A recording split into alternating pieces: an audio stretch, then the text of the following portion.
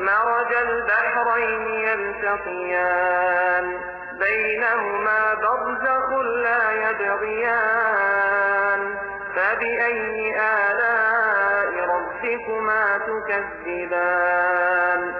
اسی نے دو دریا رواں کیے جو آپس میں ملتے ہیں، مگر دونوں میں ایک آڑ ہے کہ اس سے تجاوز نہیں کر سکتے، تو تم اپنے پروردگار کی کون کون سی نعمت کو جھٹلاؤ گے؟ مرج البحرين يلتقيان بينهما برزخ لا يبغيان فبأي آلاء ربكما تكذبان۔